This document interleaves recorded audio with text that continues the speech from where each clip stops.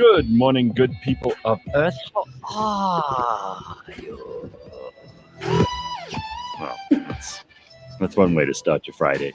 Leanne says it's raining where she is, which made me a bit jealous for the first thing in the morning. Do love a little morning rain. We've got Mbulelo, we've got Leanne, we've got Ben, we've got me, we've got you. We don't really need much else. We can start our weekend properly now.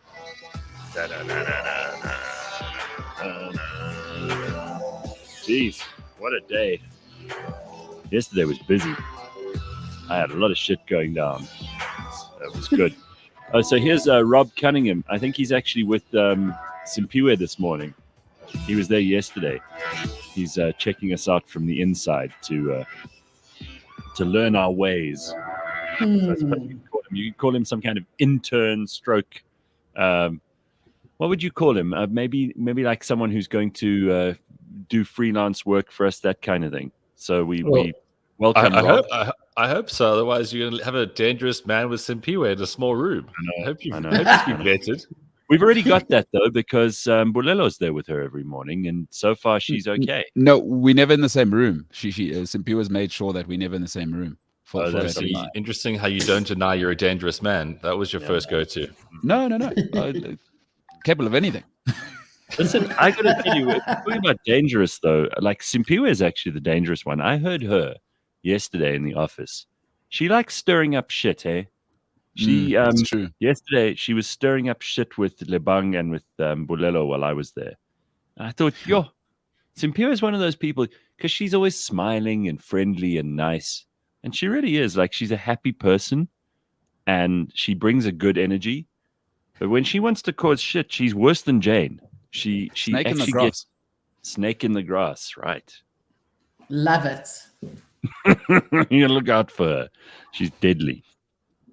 Because she just drops a few breadcrumbs. She's like, "Oh, Mbulelo, you said this the other day, and I heard this, and and then she lights asked me the match and then walks away. Yes, that's it. She's like in that meme. You know that meme where you've got the child and it's got the fire in the background and the child has that evil look on its face? That's what it is. or she's just like Skeletor. She'll say something mean and then run away.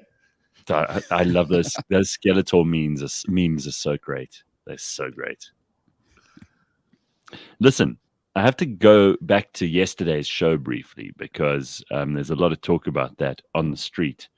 I have to say I had a lot of fun yesterday in the Burning Platform because we had John Steenhuisen, and he was obviously going to, talk about how great the DA was, and I was giving him the gears. Like I said to him, I said basically, you guys put up those posters in Phoenix, which I don't have a problem with, but then you apologized and took them down. So that shows me you don't, you guys don't have the courage of your convictions. Mm-hmm. And then, of course, we had someone from Musi Maimane's, what is it called, One Movement SA. I think her name was Mudvani, and she came on as well. And then she brought on some crap about like as a black woman, and I just went and just immediately, because I was like, what if I said, well, as a white man, like, so what? What difference it doesn't bring any authority. Those things aren't interchangeable, though. Just remember. Well, but I don't care. Like, so what? As a pygmy from the vegan forests of Borneo, so what? Now you can say that. I don't think there's this lived experience bullshit is just completely misrepresented all over. It gives people, well, they think it gives them some kind of power. I mean, let me play you this clip quickly. You get some idea of what we're talking about, and we can talk about it or not, but I don't want to make it the focus of the morning. I just thought it was an interesting discussion yesterday, and as part of the Burning Platform, this is how people distract you from an argument, and I'm not prepared to put up with it anymore, and this idea that everybody goes through. I watched Condoleezza Rice on The View. No, I never watched The View. No, but it was what the hell? Hold on. I put it on my Instagram because I saw it was probably a 5-minute clip of Condoleezza Rice, who's one of those people in American politics I actually have respect for. Politicians you got to be careful of. She said the opposite of what this guest was saying yesterday. Look, We listen, biggest obviously priority. don't experience the kind of racism that I experience on a daily Okay. basis. So to say that it's something that no one cares about, I'm sorry. No, That's really your that's personal really experience. offensive. Your personal experiences are completely anecdotal and unimportant to all of us. Oh, Sorry. okay. Thank you. Yeah. I appreciate the fact that you think that the experience Yep. of a black woman in this country is Yes, unimportant and irrelevant. I'm not interested, Mudzuli, I'm not interested in identity politics at all. Nobody really is. They're only interested in themselves. Yeah. That's amazing. Honestly, the thing we've got to start saying to people more is, where? Like, especially when they start whining and complaining about shit. It's like, where? Let me play you another. You know, tell children No. is that when No, you go complain, ahead. it's only interesting to you. You know, when Yes. people complain, I wish more people would realize complaining is only interesting to you, the person complaining. Everyone else is just tolerating it. Exactly. Correct. And most of them are not. What I said to her wasn't me being mean to her. It's like, I'm trying to help you to not be boring to other people. Especially if you just come on a show. Like, no one is sitting there going, oh, I really want to hear her moan some more about how she perceives. Now, let me tell you, this is not someone who's got anything to be embarrassed about. This is a woman who's able to acquit herself, as I said during the discussion, admirably in a discussion with the leader of the opposition, who's no flunky politician. This guy's quite smart. You know, he's adept.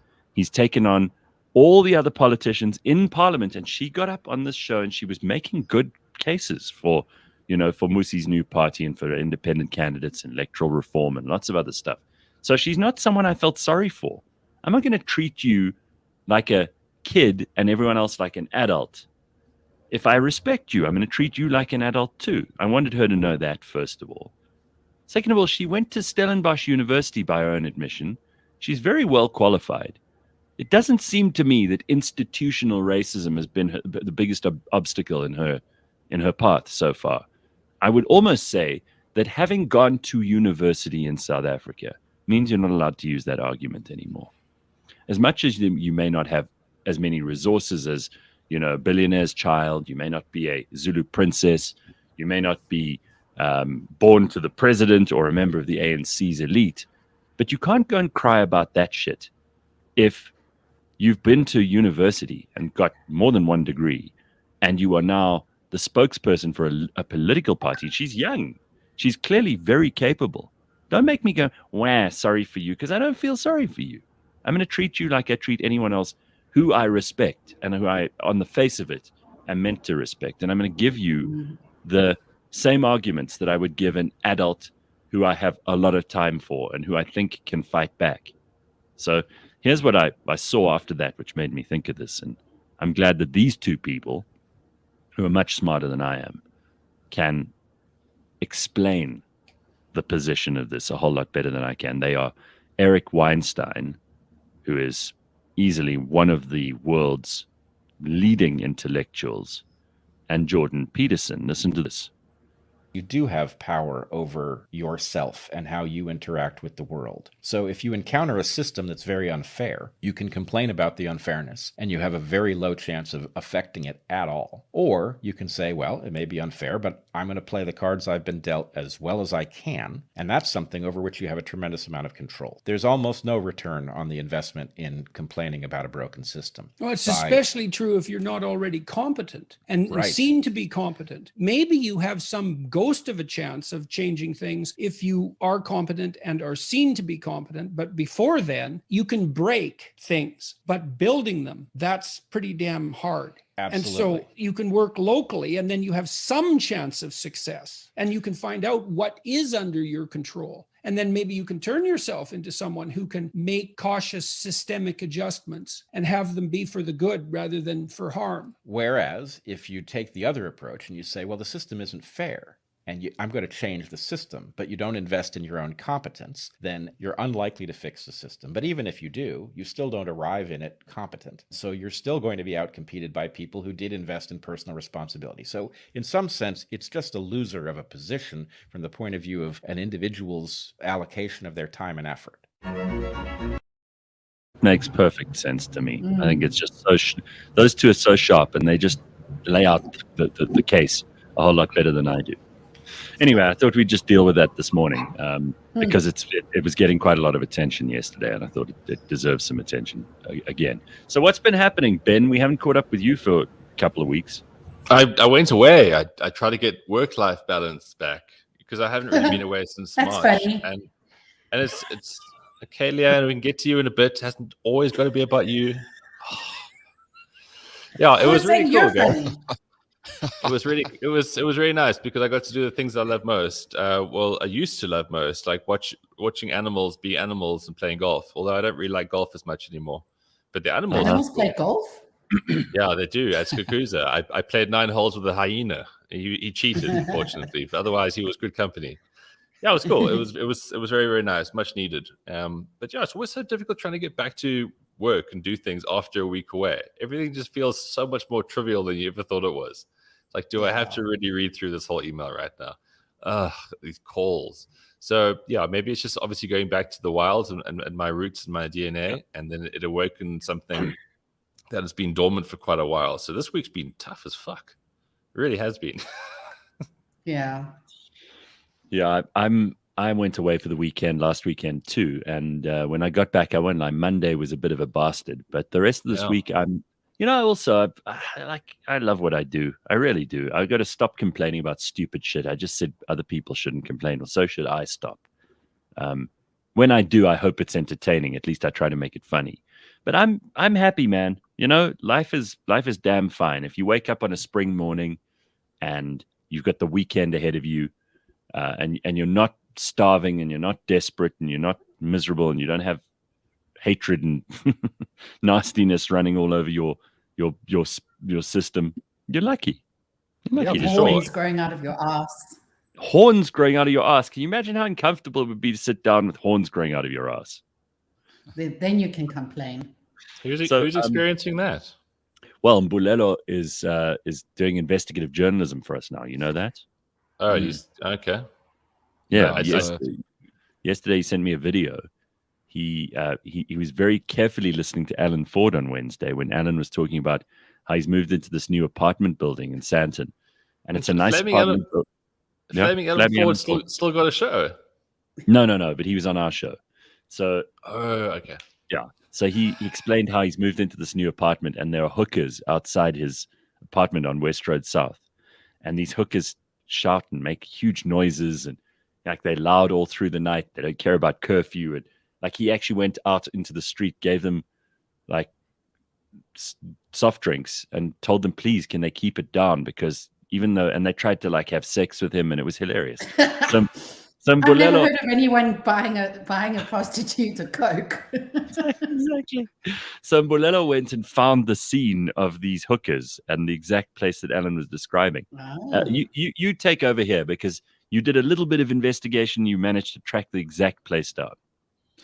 I did. It's just so coincidentally, and it's excellent because it's the gym where I work out is actually just around the corner. So I was walking home and I thought, oh, Alan Ford lives here. That's where the women that wanted to jump a gay man work. And then that's where I thought, oh, okay, this is boom, boom, boom. There's a hospital. And then I thought, no, these ladies are smart. It's right by the Morningside hospital.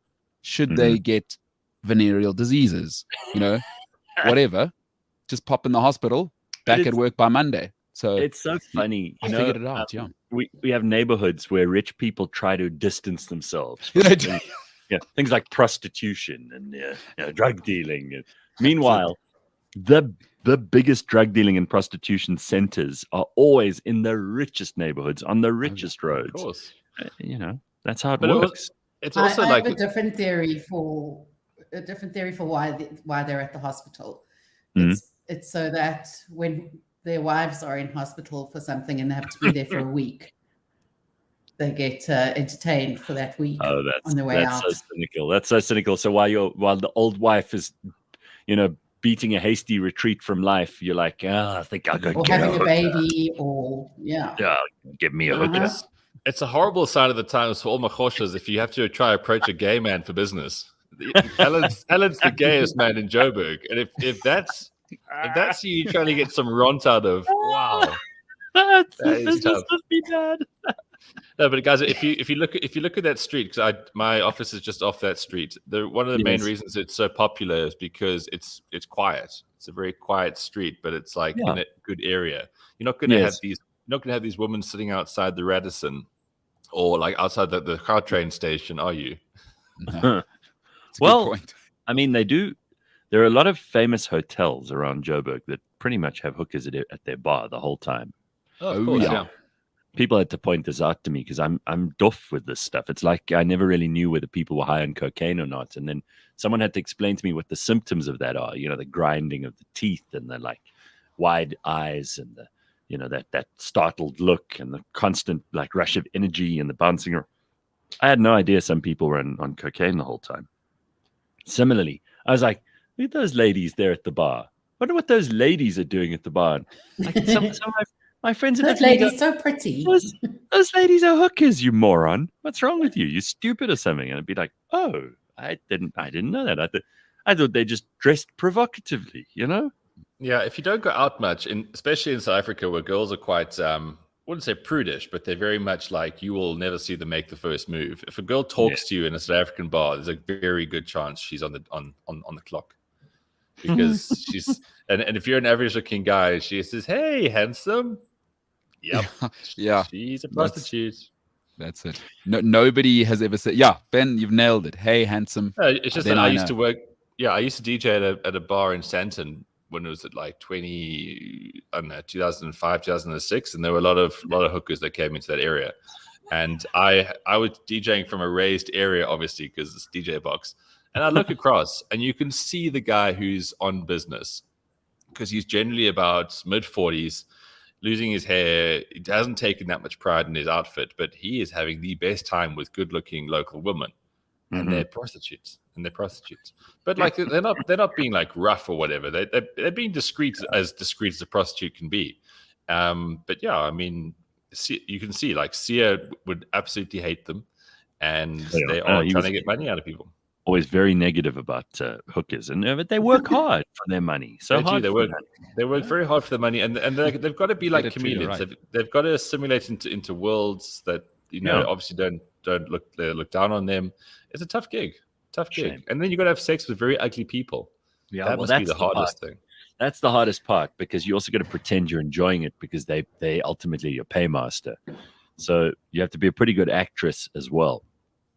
We were talking about this just the other day with Lebang, and we had some interesting insights. I feel like kinder towards a blessee than I did before that conversation, because we eventually came to the conclusion that even if they're getting the money, they're still kind of empty on the inside. They're kind of like, they even if they're being treated to a really special weekend away in the Seychelles or whatever, ultimately they don't want to be there. They'd rather be with their friends or their family or the guy they actually love than the guy who's paying them, but they need the cash. That's how it works.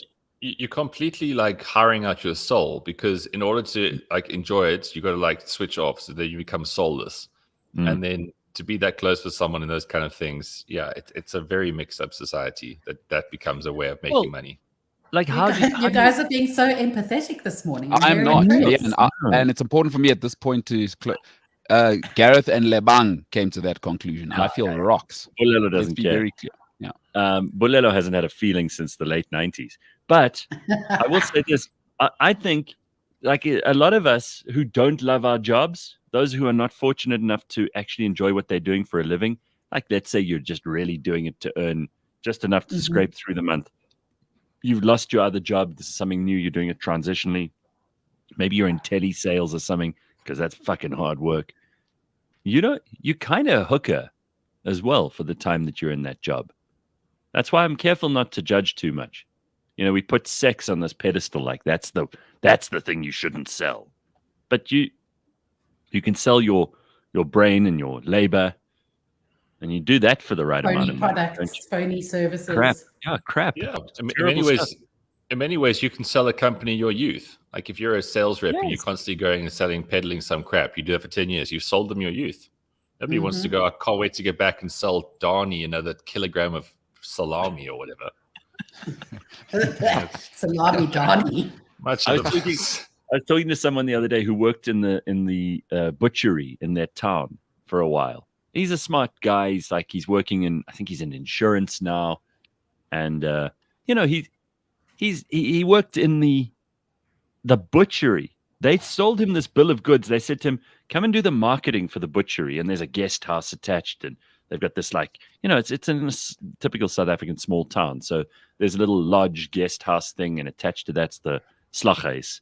And this guy was sold this story, like, if you come and work for us, and he's a young guy looking for his first job, then we'll let you market the lodge. That'll be your thing, and we'll, you can stay in the lodge because it's really nice there, and pools and beautiful gardens. And so he thought, great. Well, within the first week of being at the slaghuis, he was hauling around carcasses and not having an easy time of it. So that people lie, and he felt like a bit of a prostitute in that job, because he had to pick up like lamb carcasses and cut them in half, and that's not fun. So, wow, that's awful. I just wanted to ask this, was where do we draw the prostitute line? Because I see all sorts of girls where I live, which is where the hoity-toities are, be in relationships for that weird money reason. Are they better than the Alan Ford's bone-jumping prosies at the circle? That is such a good modern moral question. Yes. Because you can then go down to the point of they go, oh, no, I'm just a social climber. Because that's another term that's going to be normalized into something nicer than prostitute. Is that how they're dressing it now, Ben? Social climber. I mean, on TikTok, please use me as an authority. On TikTok, the cover-up word is accountant. So if you see hashtag accountant, you know what she's doing. Oh, wow. So filthy. No, but Leanne, I'm talking about people who present themselves as normal, but they're actually dating and staying with whatever guy for the money. Are they not prostitutes themselves, just covering it up? And are they not the social climbers Ben's talking about? I'm not talking about on the definition, on the pure definition of prostitute. Yeah, which is giving out sex for money. Yeah, so Leanne's, it's well put. So we've got to have that in one corner, and then we've got to put female nature into another corner. That in their DNA, you're still looking for the best of society to procreate with, and obviously provide security and a future with. So I don't think we can be too harsh as guys. Because what often happens in the show is that we definitely provide the male perspective on a few things.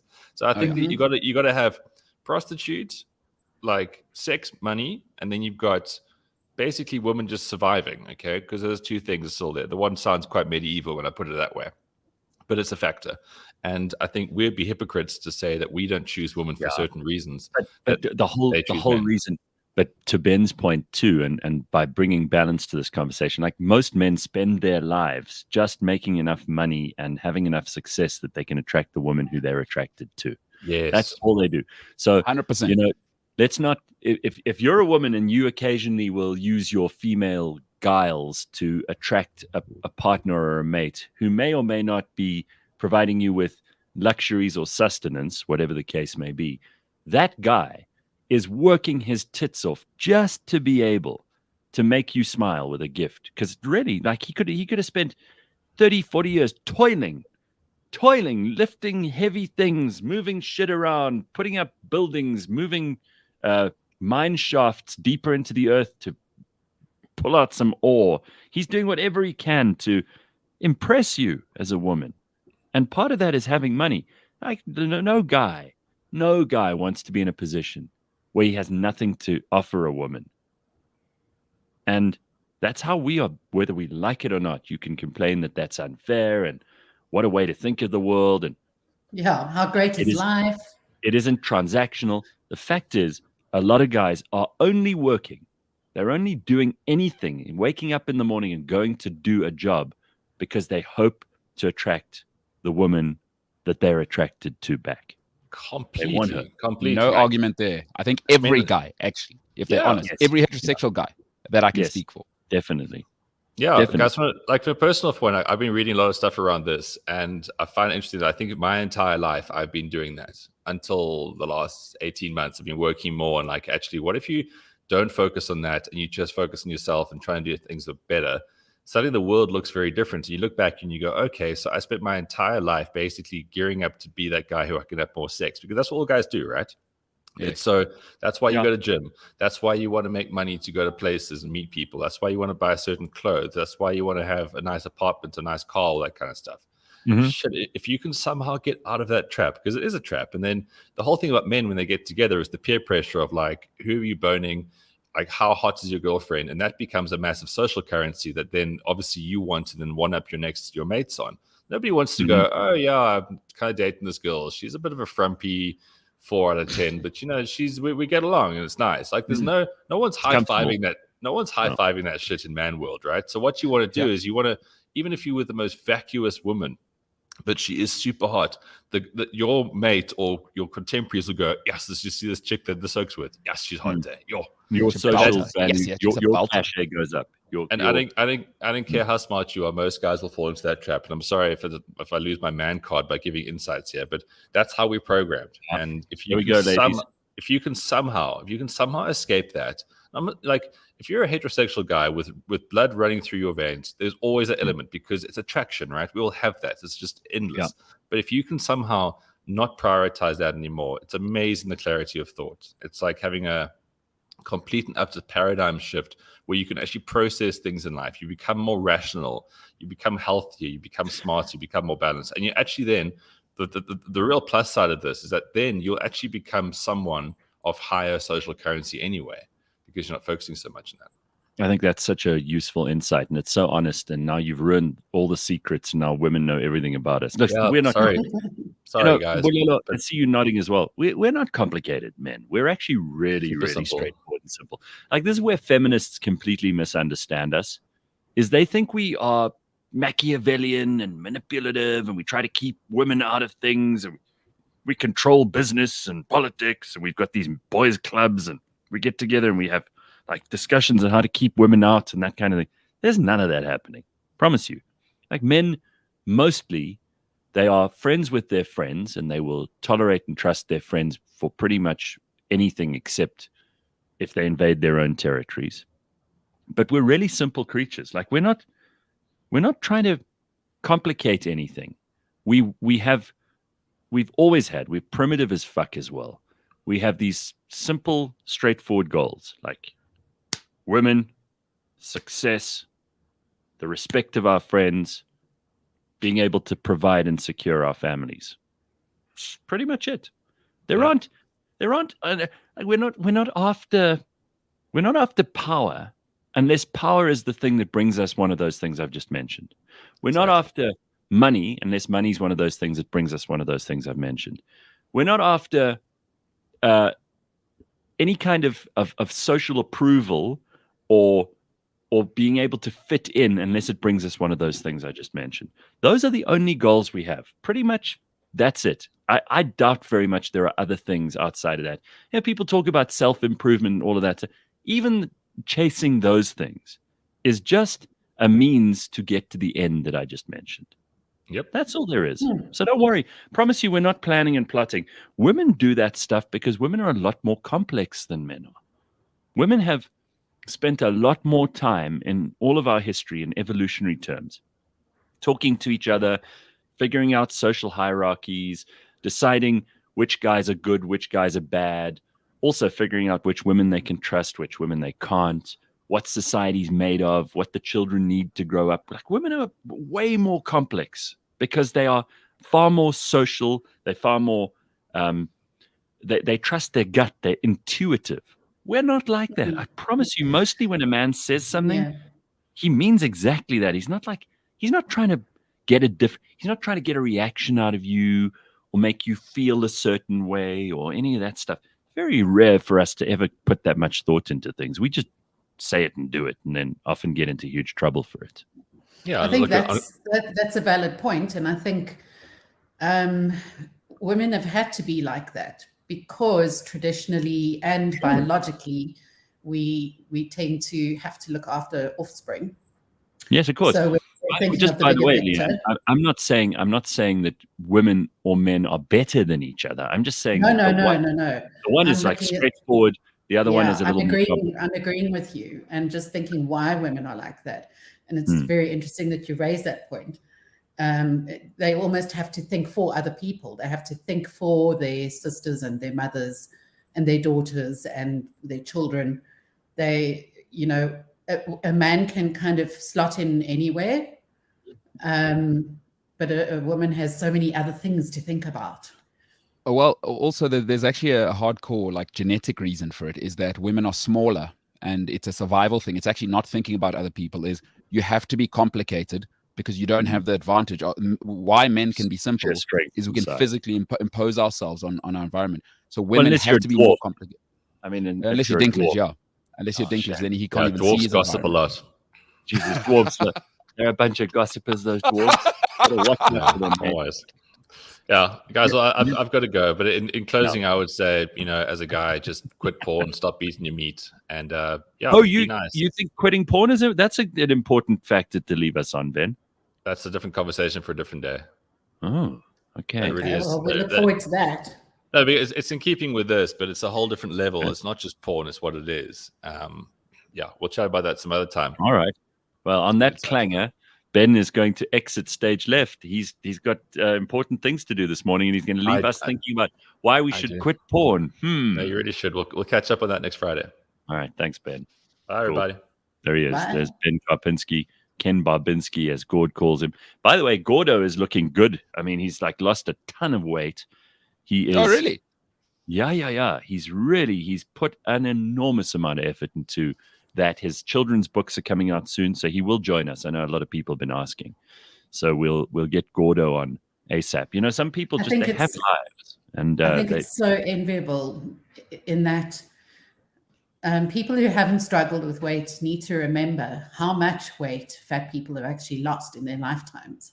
Oh, well, how many times? I know you're talking to me here, Leanne. Just say it. How many times they've lost 30 kilograms or 60 kilograms. Yeah. They've lost that 60 or 30 kilograms 4 times in their lives. No. So essentially they've lost so much more. It's a long fight. Gord has lost about 4 Mbulelos in his life, and that's impressive. Wait, is he like really after a revenge body now, or are you talking about dude? He's you are more interested in this stuff than me. I remark upon, oh, you're looking better than when I last saw you. You're looking worse than I last saw you. And I'm not, when I go on a diet or I exercise or I try to get my body in shape, it's only because I've said such terrible things about fat people in my life that if I get fat, I'm fucked. They'll come to my house with pitchforks and torches, and they'll have hypocrite stickers and put them on everything I own. And I'm ruined. We'll leave boxes of pork pies on your bonnet. Oh, I will be. And film you eating them. They will make fun of me until I am dead in the worst way, and they'll have every right to, because I've said nothing nice about fat people for like 25 years in media. So I will deserve that. That's why I have to stay moderately in shape. I'm never going to be in the shape of Ben or Mbulelo, but I will not get fat because they'll kill me. They'll come after me. But Gord, he said to me a year ago, I'm going to do this. And, God bless him. He's done it. So we'll catch up with him. You can ask him these questions. I can't answer them for him. Oh, good for him. That's Long amazing. live. Yeah. Graham says that's like when 3Ann lost her third leg. Yeah. When did you shed your third leg again? It was when you were very little. Hey? I was about 11, I think. No. But it was only this big, so I didn't lose that much weight.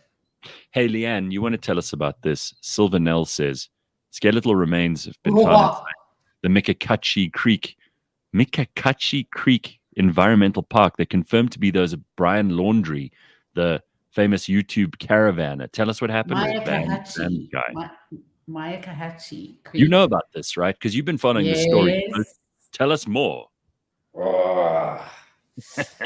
Right. So I'm not going to go into the details from the beginning because we have things like Google and because I've been through it before. But where we last left, Brian Laundrie was on the run. Now, interestingly enough, there were suspicions that he was actually holed up in his parents' back garden. So in Florida, you can buy these underground bunkers for various reasons, right? To store things and because of the heat above ground, etc. It's like rent a cellar. Yes. And there are many drones flying over his parents' house at any given time. There are also there are also planes. People on TikTok pay money and they all contribute to have these small planes fly over with those banners behind them saying "Justice for Gabby." Okay, flying over the Laundrie parents' home. They've done it twice now. I mean, it's an expensive project, but anyway, there are drones flying over their house continuously. So the one day, the mom and the dad are in the back, and the mom's watering this flower box, this square flower box, and she leans down, and a hand comes out of the side of this box and takes something from her. So, and right next to this box is a Wendy house, a Zozo. And if you look at the bunkers that you buy online, they fit exactly with this Wendy house and then a gap of grass and then this box. And it shows that he's like living underneath the house. So there was that theory for a while, okay? But now that theory's been thrown out the window because a massive development happened yesterday. So for a month, people have been searching for Brian Laundrie in this reserve, right? Mm-hmm. That his parents presumably dropped him off in and helped him set up before Gabby was even reported missing. Mm-hmm. And, you know, he's quite used to doing these things and living barefoot and living off the land and being a bit of a caveman. So, you know, he's been able to survive like this. But only now, just yesterday or the day before, depending on American time, suddenly his parents decide they're going to join the search. And they found his backpack, his notebook, a whole lot of things within 45 minutes of searching. So the parents Everyone else has been searching for a month. The parents knew where he was, okay? Sure. The other thing is they must have been in communication with him and then lost that communication because why decide all of a sudden I'm going today to go and find him? So they were followed by police within eyeshot. But all of a sudden they the parents split paths and the father disappeared into the bush and came back holding a white backpack and another object, which he then put into the backpack. So who knows how much evidence is being staged here, etc. But what you do see then, and this was a Fox News video exclusive, is a state trooper or a policeman or an investigator standing with the two parents. They're standing in a very close triangle. Their heads are down and they're looking at something and it looks like the parents are mourning. So human remains were found along with the bag and the book. When they say human remains, I mean, the guy can't have been rotting away, not skeletal. He's still like meat. No. So what happened was that he was found beneath a water line, which has now receded. So due to rainfall in the area, the water had been at a certain level, and that's why these state troopers, etc., hadn't found him. Now the water's receded slightly, and this is where he was found.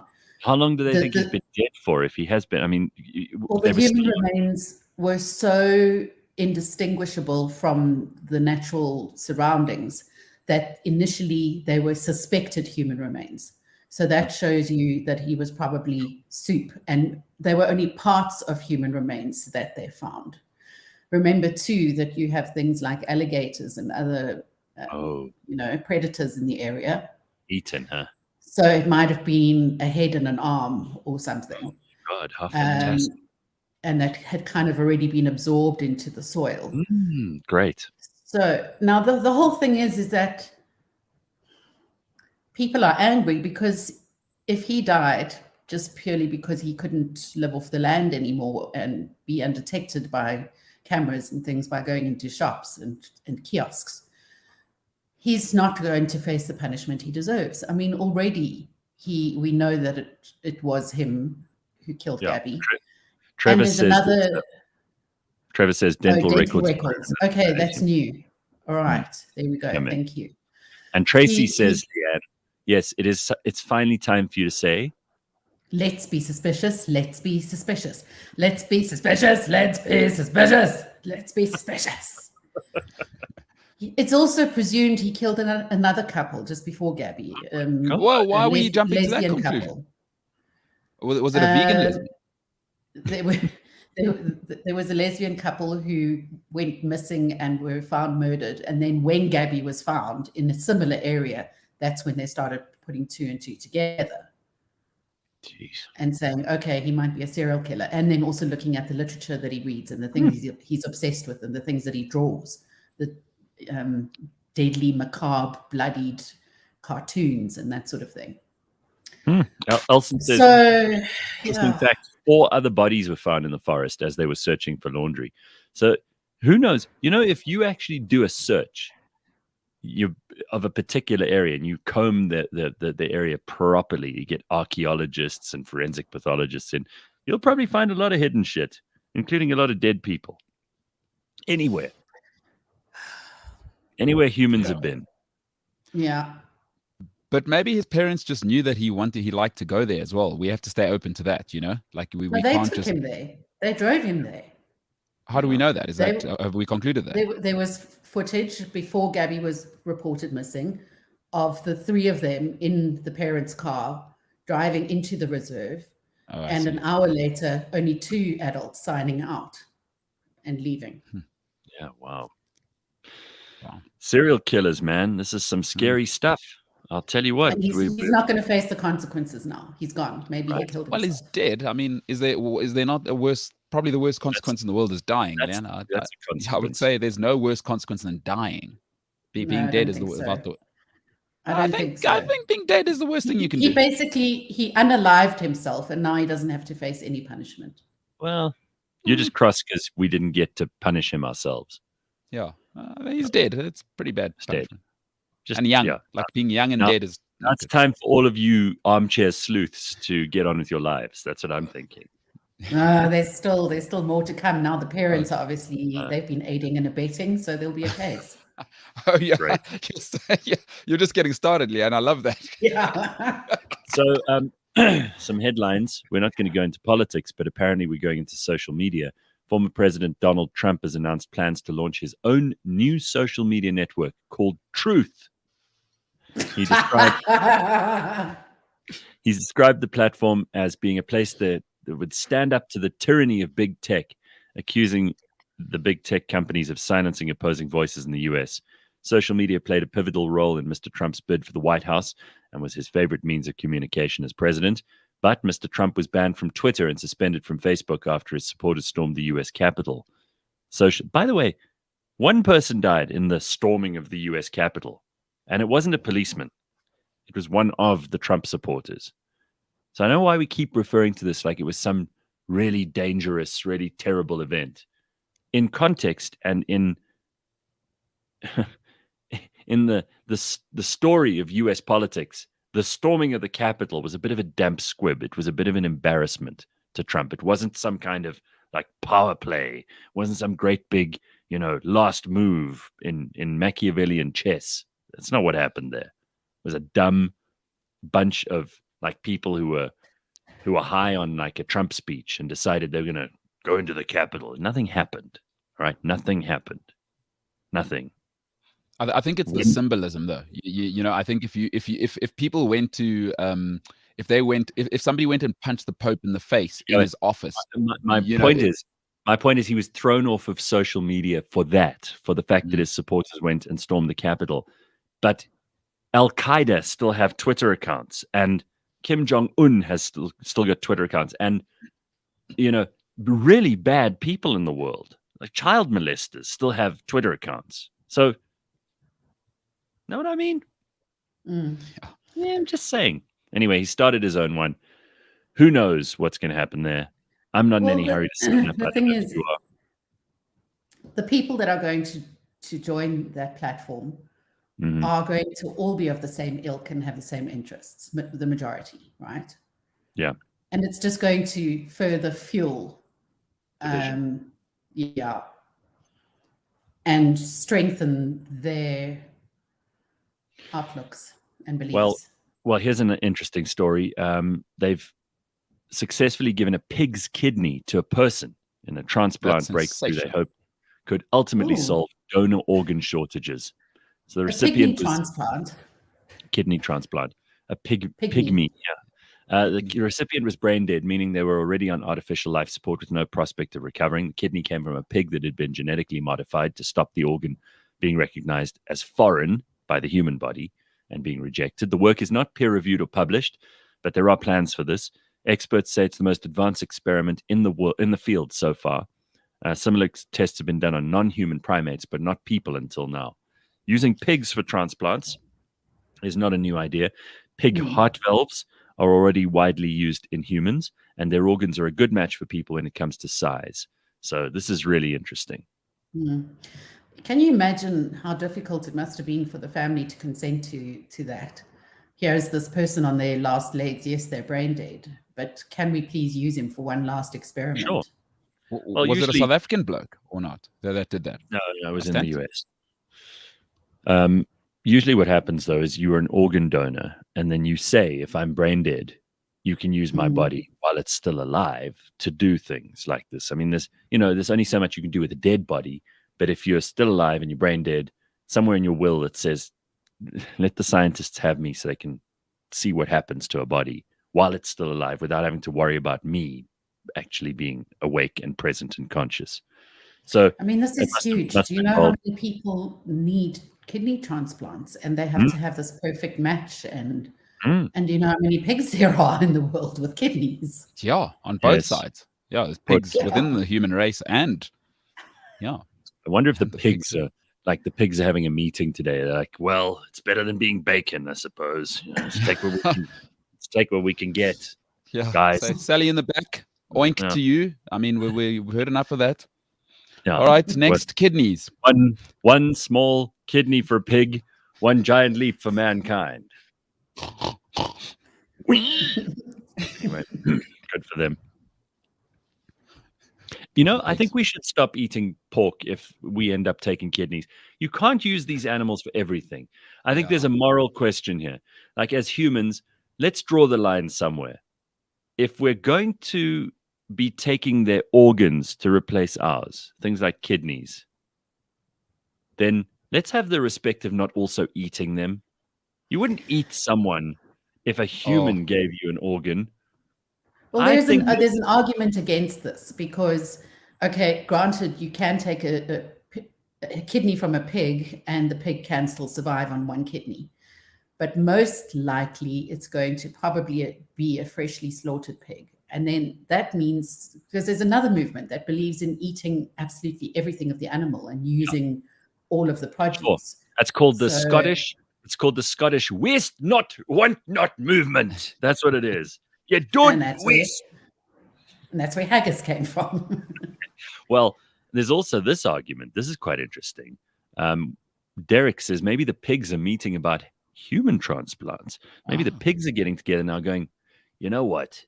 These humans, for too long, they have just been users and abusers of our kind. Now it is time for us to harvest their organs for our use. Yes, pigs. If we can just develop opposable thumbs and get scalpels from the humans, we too can get their organs for us. That would be a hell of a thing. I mean, George Orwell's probably turning in his grave. Yeah, and pigs are interesting things, right? Is that within a single generation, they can go from the pig that you eat at Tasha's to borderline warthog within one generation if their environment has changed. I mean, it's not an exact thing, but the science is quite... No, there's no pig meat at Tasha's. That's where you're wrong. Cassandra says, are you guys not using the WhatsApp line anymore? I kind of stopped promoting it because there is a phone. It's sitting in the studio. But to be perfectly honest, I haven't logged in for weeks. So if you've been messaging us on WhatsApp, sorry, Cassandra, it's a shame. I feel bad now. It's like you've been blue ticked the whole time and nobody's been paying any attention. Rather get us here. It's just easier. Sorry. I should have brought that up earlier. God knows. Mbulelo, will you just check that there weren't any like invoices or receipts or payments outstanding or anything really important in there? I'll do that. I'll take death threats. Death threats. No, we need to know about those. Sure. Dick pics. I'm sure a lot of our fans and friends and listeners who were friends and fans and listeners have become angry with us because we haven't replied to any of their messages for like months. So maybe it's worth looking at that. All right. Sandra says, since June, Gareth. You haven't logged in since June. Sorry, that's my fault. Oh, wow. Would a vegan or a Jew or a Muslim be able to get pig transplants? That's a very interesting question, because those things are haram in Islam. They're not kosher in Judaism. And for vegans, obviously, they don't allow them to boast about being a vegan anymore. So what are we going to do? There's no way that they'll be allowed to have those organs. No, well, you say that. You say that with the pandemic being what it is that we obviously know some of the genetic material being used for some of the COVID is pig based or not necessarily. So sort of some of it. So the Muslim community is having some trouble with that on a philosophical level already with some of the vaccines. So we're already in that dilemma. Leanne, it's currently being answered now, and it is let me tell you, I do know somebody who lives in Lebanon. It is a shitstorm. Jesus. I just saw a story about Alec Baldwin. Apparently he fired a prop gun, and it was clearly a dangerous weapon. It killed a cinematographer and injured a director on a set. Now he fired this prop gun. This is a true story. He's currently in a series called Dr. Death. I'm wondering if it was on that set. Listen to this. Actor Alec Baldwin has been identified as the person who fired a prop firearm that killed a crew member and left director Joel Souza hospitalized in an incident on the set of a Western that's being filmed in New Mexico. Director of photography Helena Hutchins, 42, was rushed by helicopter to a local trauma center where she died from her injuries. Director Joel Souza, 48, was also injured and is hospitalized. One crew member died and another was hospitalized after an incident involving a prop firearm in the set of an Alec Baldwin Western being filmed in New Mexico. The incident happened at 1:50 p.m. Thursday on the set of the film Rust, starring Alec Baldwin and Jensen Ackles. Holy shit. There's another really famous film where that happened as well. I just forget what it's called. I'll Google it in the break and see if I can find it.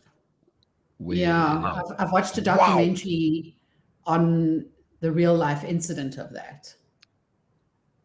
Sure. Okay, that's difficult news. There's so many Baldwin brothers. Just replace them with another one. I mean, just put him in jail. Be in jail now. It's America. Get William or Stephen or I don't even know what the others are called. There's a lot. So I got to replace 2 doors in my house because they get a lot of sun and a lot of rain, and they're wooden, and they just every 5 years they're a disaster. They start falling apart, and you can't have doors falling apart. So I'm going to put in aluminium ones that look like wood, but you paint them. So I said to my brother, "Who did you use?" Because he found this guy. So he gives me a number. So I phone the number, it just rings. So then I send a voice note to the number on WhatsApp. I'm like, "Hi, I got your number from my brother. I need to have these doors replaced, blah, blah, blah." About 5 hours later, I get a text message. I'm going to change the names for the purposes of this, but this freaked me out a little bit. "Good evening, Gareth. This is James's wife. My husband was shot dead by XXX on a hunting trip last year. I'm not working with this contractor anymore. I've asked him to contact you." I was like, holy shit. The husband was shot dead, and then she mentions the name of the person who shot him on a hunting trip last year. It's probably his friend. Like when Dick Cheney shot that guy in the face. Yes. They were on a hunting trip. Yes. These 2 guys were on a hunting trip. I mean, I'm not going to read too much into it, but they were known to each other. I'm sure it wasn't an assassination. It was probably a mistake. He was shot dead by his mate on a hunting trip. I was like, my first thought was, oh no, now I'm going to have to find someone else to make the doors. Yeah. That's the inconvenient part. Tough to find reliable tradesmen. If anyone knows a good door guy, I mean, that's. But what a story, huh? That's insane. It's a different thing.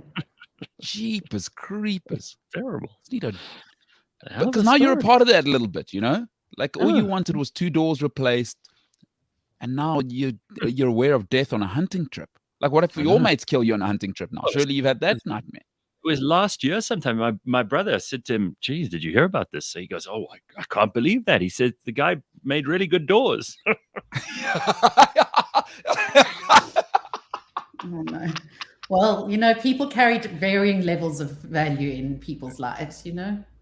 Well, he had value to us. I would have been pleased to have been his last client, but he had to go and get shot by his friend.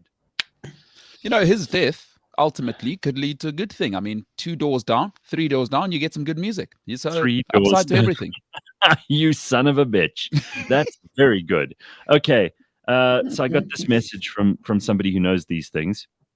Jews can have pig transplants, but Muslims can't, apparently. Okay. Interesting. I like that. So there's some useful information in case you were wondering.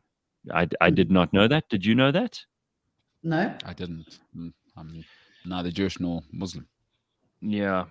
I all right. So it would have been off the table. Yeah. Well, there we are. You're allowed. There are very weird things going on out there at the moment. Nothing surprises me anymore, says Carol During. Yes, Carol. I know, but I still get surprised occasionally, even though I think I'm kind of, I'm pretty solid. Wise. Well, I'm not wise. I'm unperturbed. Like humanity's full of bizarre behavior, but this caught me off guard, and now I've got to find a new door guy, like I've said 3 times. It's very annoying.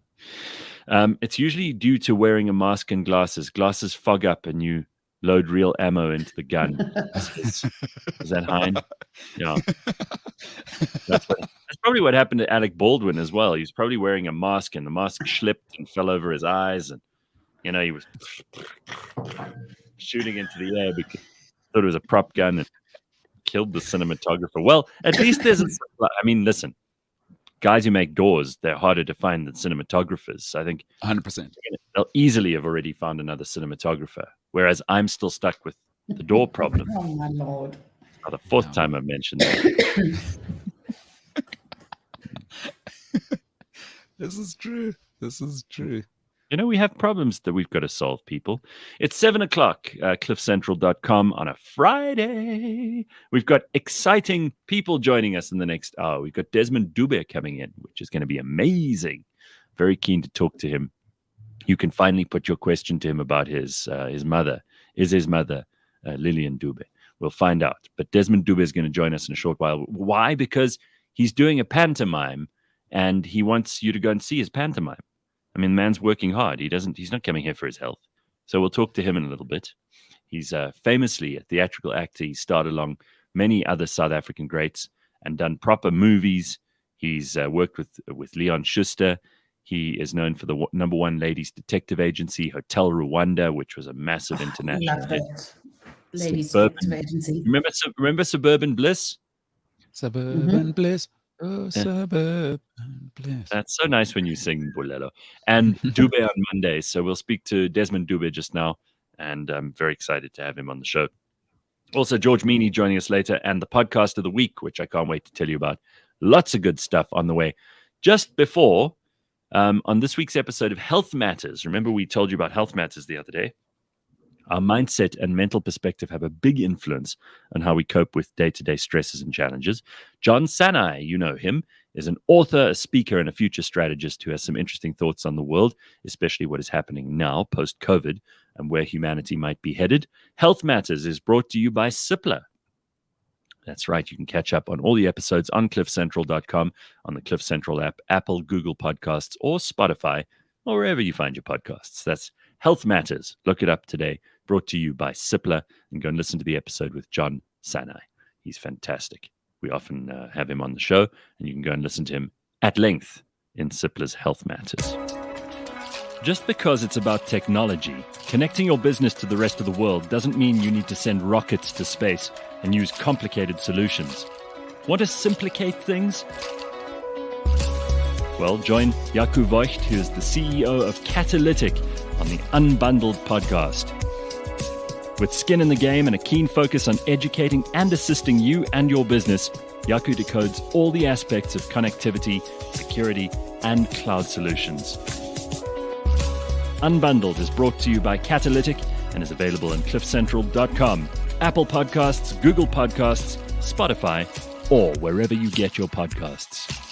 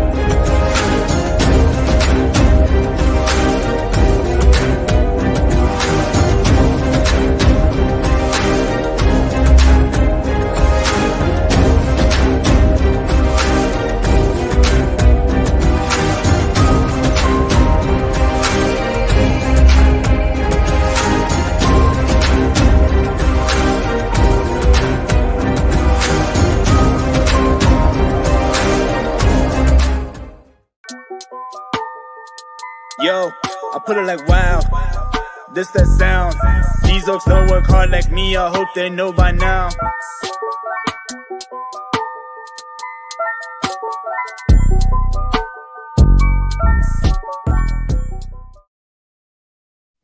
It is Friday morning, cliffcentral.com, 22 October. Mbulelo and Leanne and I here to look after you this morning. George Mienie, we had Ben with us earlier. We've been talking about bizarre things that are happening. I got some great messages here from people in the comments. First of all, Ingus says, I went to pick up an order from a supplier and I was suddenly knee-deep in their story. His father and nephew were killed by a neighbor after an argument about electricity. Jesus. No, people are crazy. Leanne, you'll love this. Listen to this next one. Michael Erasmus says, during the early 2000s, there was a Rasta guy who lived in the forest next to the Buffalo River in Port St. John's, or the Bulolo River, in Port St. John's. He went by the name of Port St. Johnny. He had a massive scar down his chest. The story was that he was one of Dr. Barnard's early transplant patients, and he received a pig's heart. He'd been rejected by his family and the village, so he lived as an outsider. Wow. Wow. What a story. I mean, I don't know if that's true or not, but it's a great story, right? Great myth. Yeah. Yes. Especially they love a story around those parts. The closest down there. Oh, boy. Yeah. But listen, this is why we've got our own Brian Laundries running around here. You don't need to get your stories from America. Homegrown. Homegrown. That's what we need to pay attention to. So we were looking forward to Desmond Dube joining us just now. I mentioned that. You got any plans for the weekend, you two? No. I've got my mom and my sister in town, and they just turned my house upside down. So, anxiety inducing stuff. Staying at your house. You know, they bring food and they stuff, and that's nice. Like, I keep it tidy. But I'm loving it. I love it. I thought it would make me more anxious, but I'm loving having them here. You're being looked after again for a change. Oh, that's nice. Loving it. Loving it. Instead of having to be the self-sustaining misery that you usually are. Yeah, that's it. That's right. Make me a better person for 48 hours. Look who's here, Ronaldo Gous. I wonder if Ronaldo's campaigning is going well. Ronaldo's campaigning he's a DA council member somewhere in the Western Cape. Ronaldo, I can't remember where you are. Anyway, he's cool. Good for him. He's one of those people who doesn't let up, and he's got a show of his own, which if you haven't listened to it, it's really good to listen to. So nice to see you on the stream this morning, Ronaldo. By the way, we're still lining up, I think, one more week of election people on the Burning Platform, and then you can breathe a sigh of relief because we'll get away from the politicians for a while. But I think, he's in PE. Sorry, that's quite right. PE. Sorry. Ronaldo says PE. Never forget again. He's not such a nice guy, huh? Well, he's fine, but I mean, in a place like PE, in the land of the blind, the one-eyed is king. So it's only 10 days to go to the elections, hey? Yeah, less, Leanne. It's the 22nd today. They're 31 days in October, and then the election's on the 1st. So I think it's 9 days by my calculation. 10. All right. Okay, you stick with 10 then. I mean, we're not good at maths, either of us. So it's ladies, put your handbags down. Just vote. Just vote. Ladies, please. We can. You can have the pink soap. You can have the red soap. That's fine. We still haven't decided, are we doing the show or not? Because you guys are also you're the Monday people, you two. So we need to make this decision if we're going to do the show or not. Let's do the show. We're in entertainment. Like, how long does it take you to vote? Go early or wherever you are, and people can listen to the podcast later. I don't mind. I'll do the show. Let's do the show. This means a lot to people. Yeah, it means a lot to people. Let's do the show. I think if you think it means a lot to people, huh? No, well, I mean, just you, Gareth. Sorry, I don't want to take any credit here. You, Gareth Cliff being on means a lot to people. Let me be very clear. Whatever. If I was okay, all right, we'll do the show. Fine, we're on Monday. Awesome. First, there we go. Can't believe I agreed to that. What a ball of shit. Tracy says, 12 years ago, my husband and I went away for a weekend in the Tankwa, which is that place where they do Africa Burn. It's this huge desert, basically. Got a flat tire and a super kind farmer helped us. Fast forward 3 weeks ago, on the same road, got another flat tire and his son came to help us. Those people are just serendipitous. They just live on their stoop. And they have binoculars and they just wait for cars to break down and go and rescue them. It's all they do in Tankwa. There's nothing else going on there.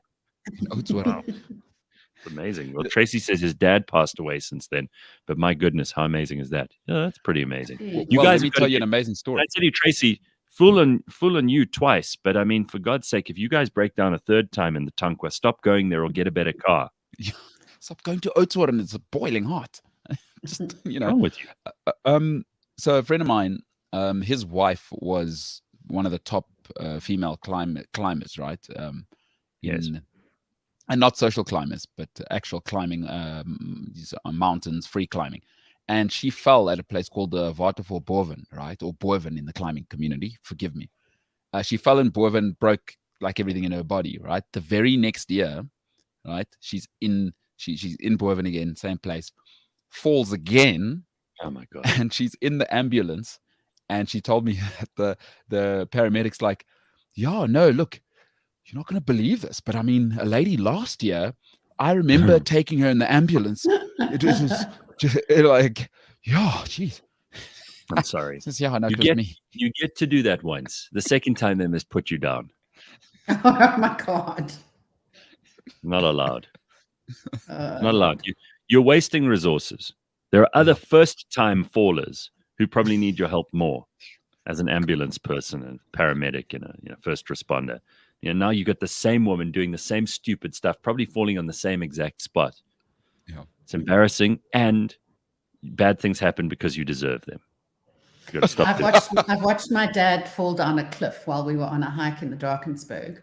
Oh, yeah. And he also almost fell off Table Mountain. Also must stop. Stop now. There are no more hikes for us. There are two. The universe is telling you twice, Icona, stop. And you're not listening. The third time will be fatal. Mustn't do it anymore.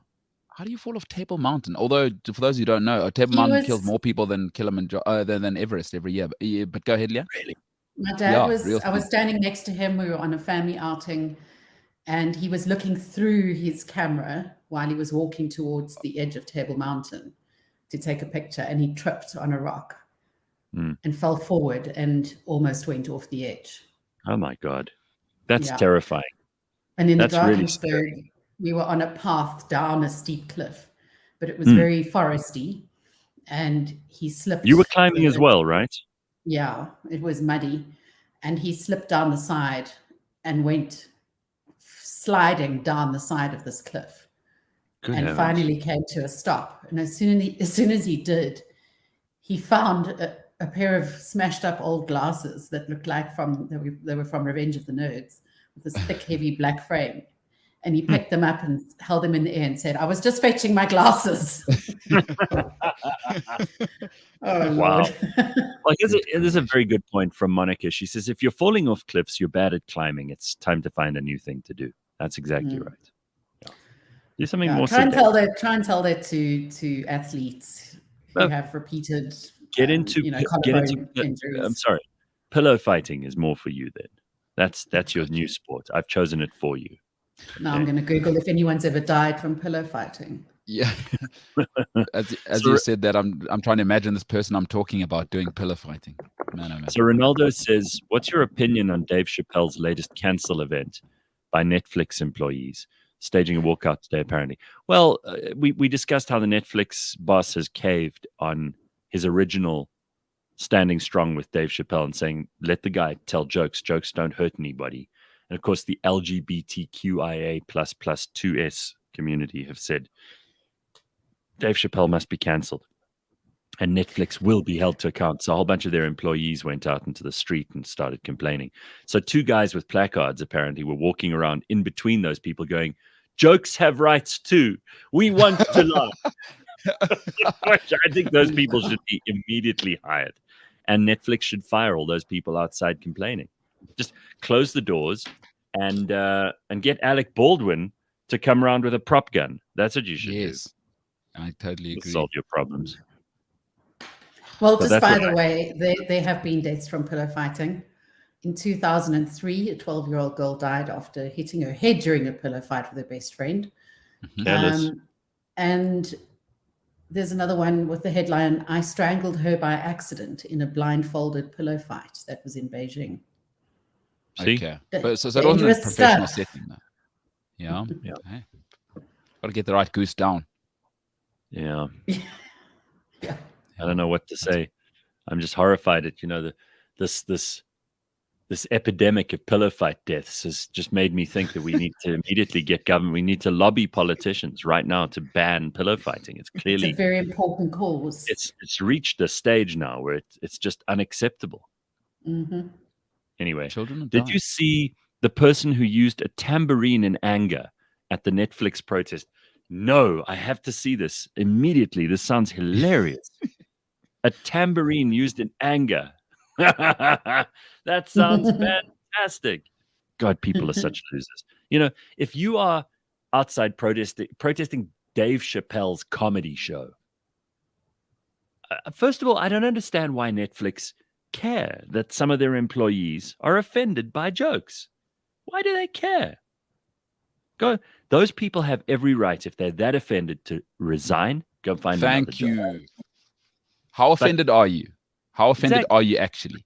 Let's test you. Let's as I said to John Steenhuisen yesterday when we were talking about those posters in Phoenix, have the courage of your convictions. Don't just go out on the street and make a noise because you want attention. Don't say things on social media. Quit. Let's see your principle. You want me to take you seriously? Cut ties with that company if you think that they're a bunch of assholes, and go find another job. But I just want to be clear. Are they taking Chappelle's comedy off Netflix, or are they just not standing with him? Because if they take it off, that is shithousery. So I don't think Chappelle's even involved. I think he's done his recording. He's been paid. He doesn't give a shit. He's probably not interested in any of this. He might even make it part of his next comedy routine. Netflix have not taken the special off, but God. they're starting to vacillate. The CEO is like saying, "Oh, I understand the trauma and the pain I've caused." Let me tell you something. If comedy is causing you pain and trauma, you've got much bigger problems than Dave Chappelle. and you need to see a professional.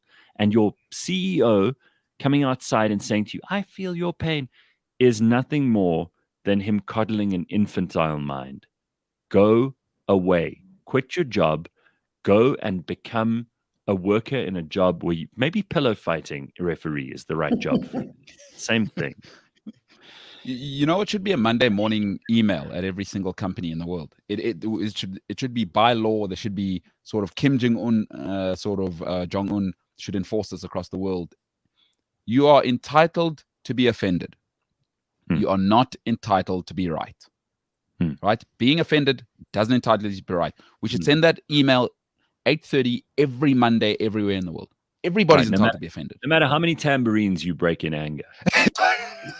Be clear about. I bought a triangle. I'm not with the tambourine people. I bought a triangle. Yeah. Well, I mean, so Sister Cabal says, I saw a clip of a guy counter-protesting the crazies. And this short purple-haired lesbian, it's always this funny color, right? Always their hair.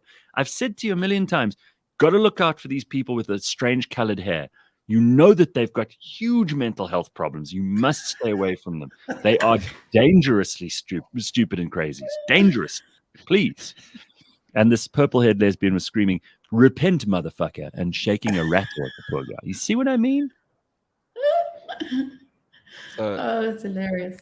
On the weekend, I did part of the team I was working with at the Cape Town Marathon. There was a lady with like bluey, purpley hair, and I thought I had to go outside and compose myself because I thought, Gareth Cliff has warned me about you, and I do need to laugh, but I can't do it in your face. If this show has never done anything for you, maybe we made you laugh once or twice, but I think this is possibly the best advice that you've ever heard, and this could save your life.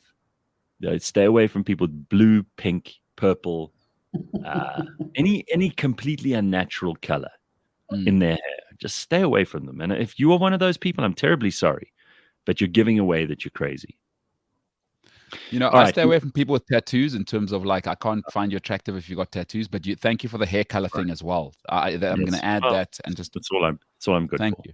No, so I want to bring into the show now somebody who we absolutely love. He's a South African institution. This guy, he's an actor, he's a mime artist, a singer, he's an entertainer. He is well known to South Africans. His face is as familiar to us as some of our family members. He's been in the #1 ladies detective agency, Hotel Rwanda. He was in famously Suburban Bliss on our TVs, Dube on Monday. He's been in movies with Leon Schuster, Panic Mechanic, Millennium Menace. This year, he is in Cinderella, the pantomime, with Desmond as one of the hilarious ugly sisters. Her name, I love you, man. What's the name of your character in the pantomime? Fanny Flatulina. Yeah, say no more. I'm just worried that you said I'm an institution, and it sounded like a compliment, but I could tell that it wasn't. Dude, it is. I promise you. We have so much love for you. How are you, my friend? I'm good, my brother. How are you doing, man? I'm extremely well. Desmond Dube, you're such a pro. You can do so many things. Like, you're such a versatile guy. And in South African entertainment, in order to just survive, many people need to be versatile, and some of them are approaching you in terms of their talent. But man, you don't just survive, you thrive. You are incredibly good at all the things you do. But I do worry. You're very kind. Whenever I see your face, I'm kind of a little bit concerned you're going to be selling funeral policies to me. So I just have to keep reminding myself. For only R1 a day. Only R1 a day. Only one. Look, it happens more often now than ever. I think I've been with the brand for quite a while. So often when I see people being irresponsible or so, it'll jump up. You know, my first question would be, do you have insurance? You know, because we don't want to be responsible. We don't want to be responsible for all this. Desmond. So listen, first of all, it's really good to see you again. I'm sure you're hard at work on rehearsals at the pantomime at the moment. How has lockdown affected you, if at all? Because you are a busy man. You have lots of different streams of income. I'm sure that it's been tough for you though too, and for everyone in your profession. Yeah. Look, I think first we need to be very grateful that at least we are alive, we breathe, you know, whatever setbacks that came from lockdown itself, you can overcome if you're alive. if you're gone, there's nothing else to do. So we all got affected, particularly economically. But I think also, I look at our kids and I think these kids are strong, man, because I did go through some hard times. I'm not used to being at home.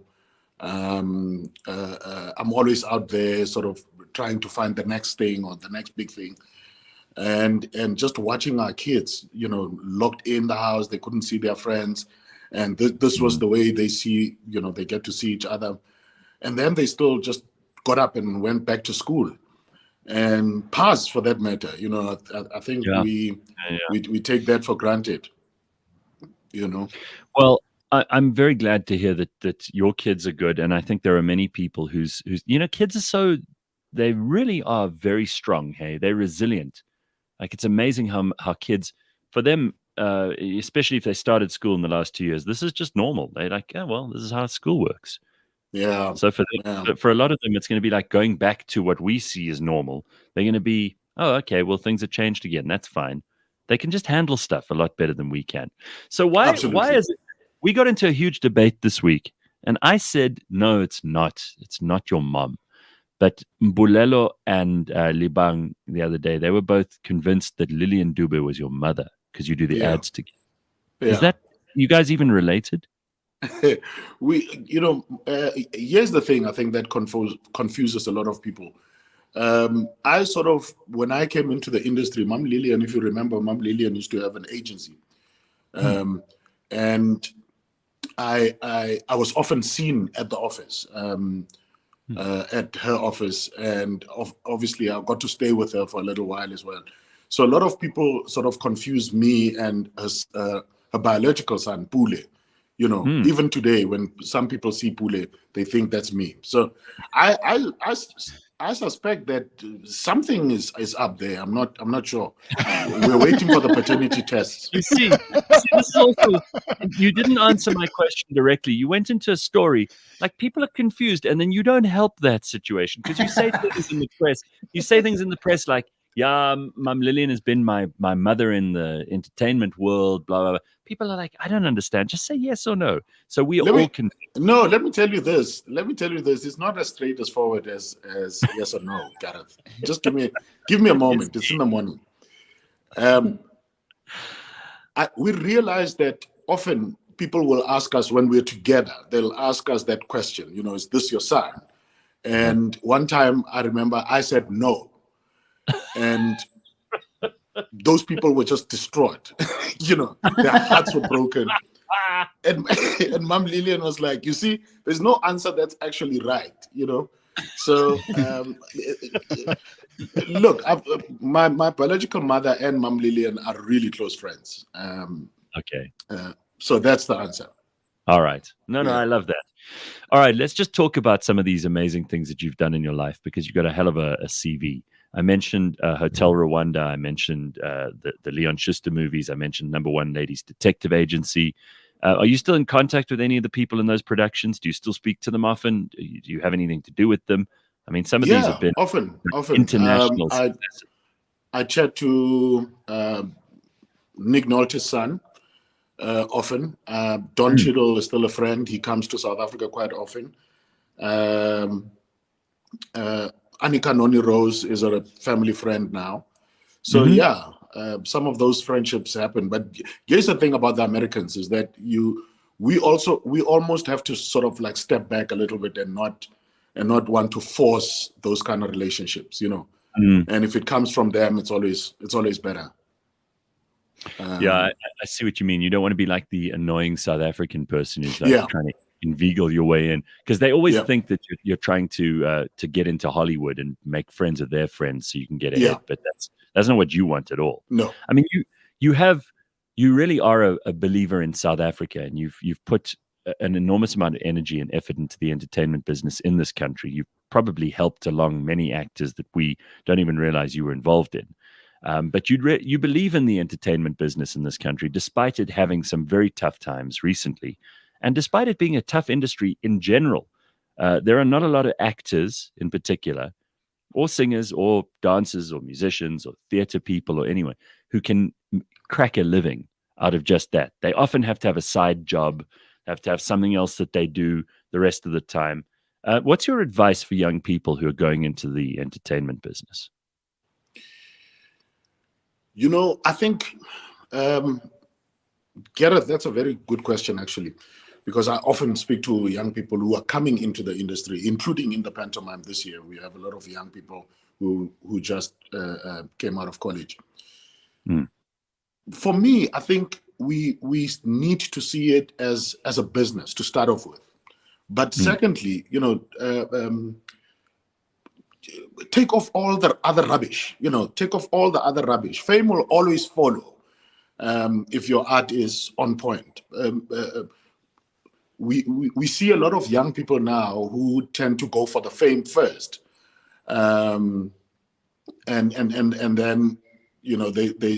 then the art form does not match the sort of fame they're carrying around, and that's where all sorts of things start popping up: arrogance, celebrity dom, and so on. I've said this to you before, that I get very uncomfortable when people call me a celebrity, and I always say I'm because I'm very talented to be called a celebrity. So,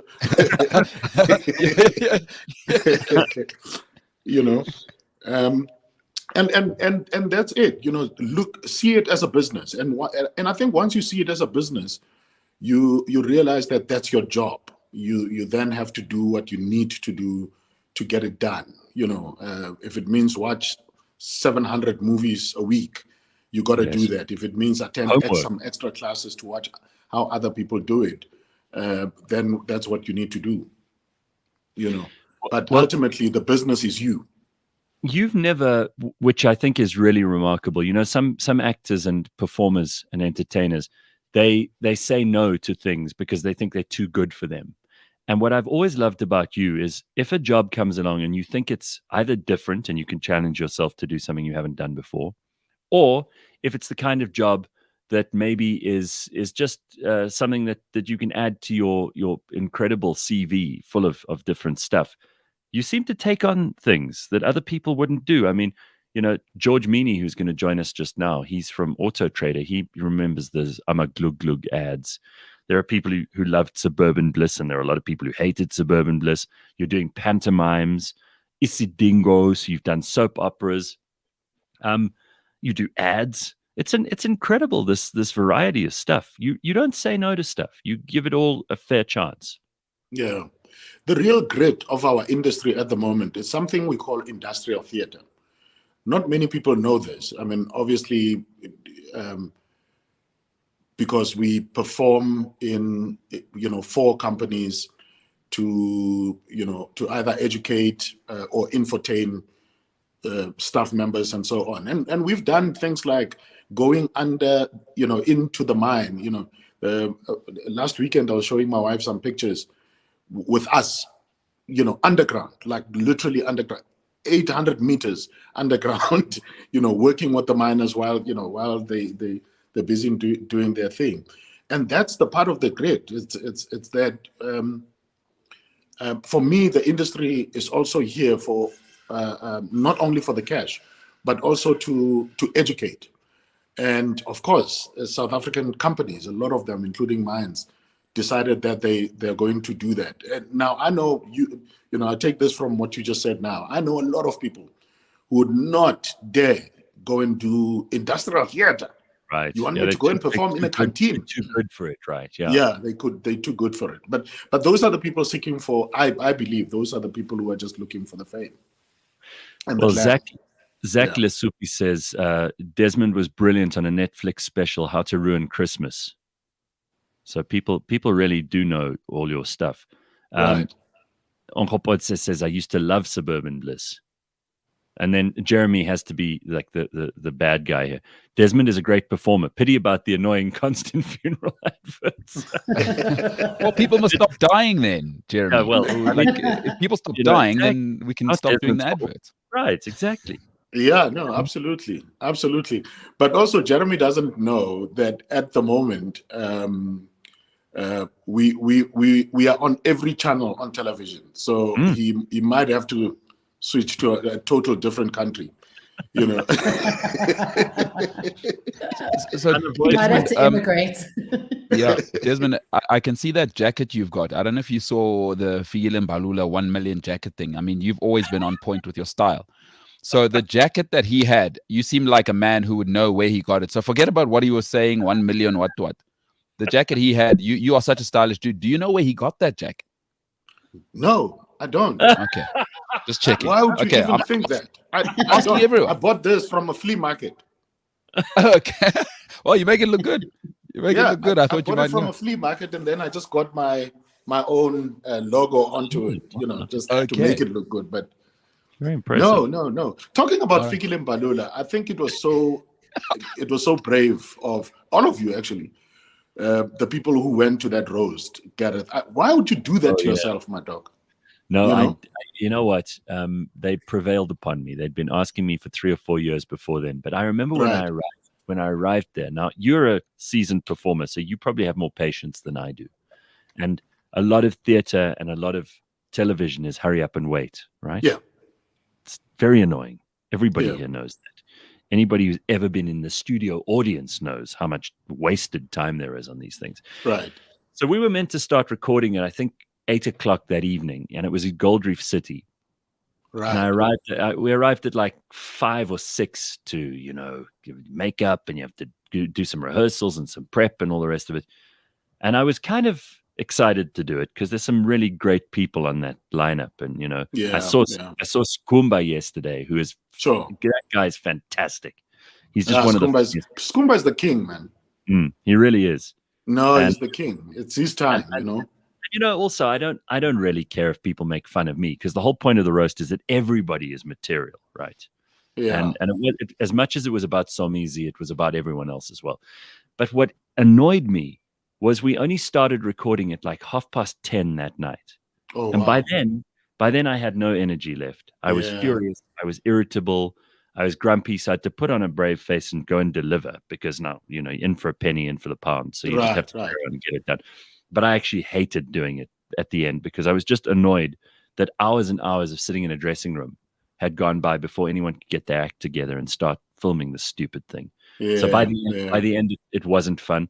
And I don't know how you do this. Do you prefer theater or do you prefer TV? Oh, I mean, film.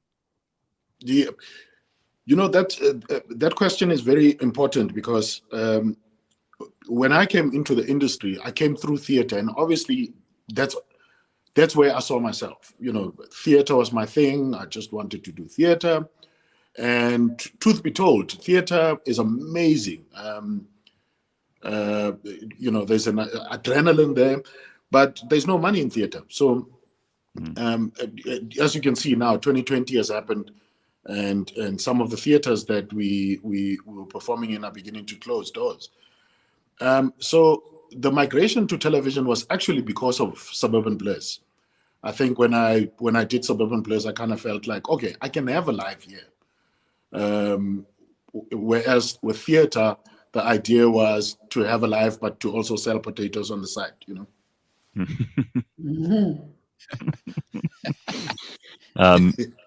Some very interesting comments coming through. Tracy says, I just did some wiki reading on Desmond. What a story, and still so humble and amazing.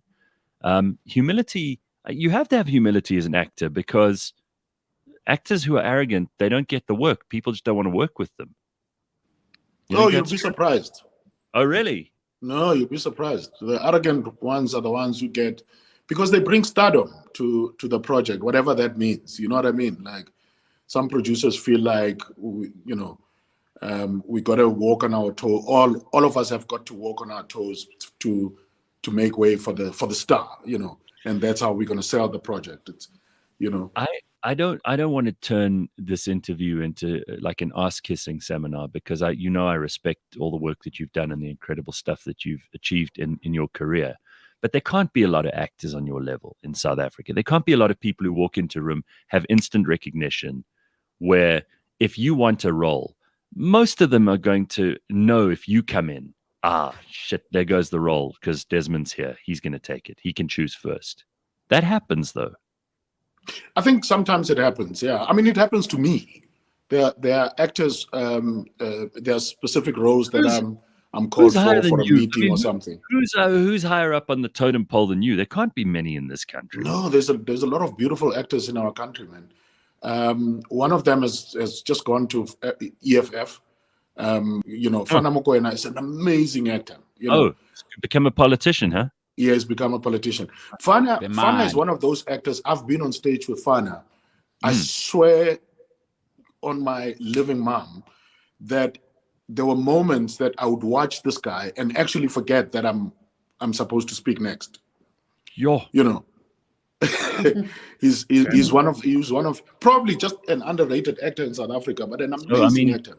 I'm guessing he's going to do very well in politics then, because if you can pull that off, people like that from a politician. That'll be good. There's very little, acting in politics. It's very similar streams. Same WhatsApp. No, it's. I mean, politics is acting. Sometimes bad acting, but it's acting. I'll never forget you doing a version of Nkosazana Dlamini Zuma. You remember that? It's hilarious. Yeah. With the cigarettes. That was years ago. All right, so tell us about this pantomime, because pantomimes are ridiculous. My aunt, who's now dead, used to take us to pantomimes when we were children, because I suppose she liked them more than we did. But I always thought it was funny. It's always funny because, you got like Desmond Dube in a dress and putting on a funny voice. And it's kind of what the trans community are hoping for, except with more applause. Sure. And I've always found pantomimes kind of, it's just good Christmas fun. It's like what people do in the festive season to go and like let loose and have a laugh. And Janice Honeyman is a genius at what she does. Oh, she's really good. She can put together an incredible cast and crew. Did you even have to be persuaded, or was it something that you thought, ugh, I don't want to do this in the beginning, but now you're loving it? How did it all happen? Yeah, it sort of creeps up on you. It's actually that's a good comment. It sort of creeps up on you because Bernard J, who is the producer, sort of knows how I met Bernard a couple of years ago. I was doing a Shakespeare, my first Shakespeare, as a guy who just came from the township. Now you can imagine, you come from the township and now you have to use thou, thee, and Bernard just thought, hey man, when this ends, we're about to go into some Christmas fun, it's a light project. You need something light. How about it? And obviously what Bernard does is that he'll get you into like sort of smaller roles, where you feel like, hey, this is so cool. This is hey, but it's still 9 shows a week. Anyway, so that's how I got into the pantomime. And I started understanding the style, because it's a very specific style. It's right there is where I can tell you that there's a lot of actors, even the brilliant ones, who might not be able to do that kind of thing. And I've seen actors die. I've watched some pantomimes, and I watch this actor and I go, this guy is not enjoying this thing at all. I'm curious, where is that line? Because you're such an expressive person. You don't take yourself seriously when you're doing this kind of thing. So it's not like doing a movie where you have to be the character, you have to be honest, you have to, like with a pantomime, the audience are kind of in on the joke that it's all a big show, and you have to make them laugh, and humor is the important part of this. Is there ever a point where you feel like that's more fun than real acting, or where it's a bit of a betrayal of your acting roots? Because you're a serious actor. I mean, you're not some tissue. I see it as, is it an escape? Yeah. Look, I think it's a juggling act, because with pantomimes you've got to play the character. For example, the Ugly Sisters this year.